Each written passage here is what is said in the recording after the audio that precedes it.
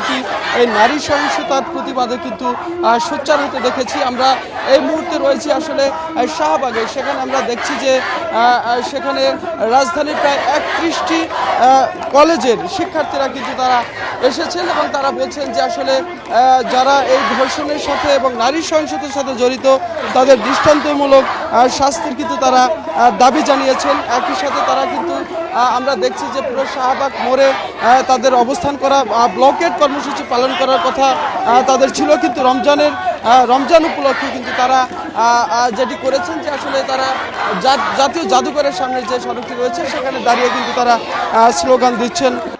ধর্ষকের বিচার চাই আমরা, ধর্ষকের বিচার না হওয়া পর্যন্ত আমরা রাজপথ ছাড়বো না।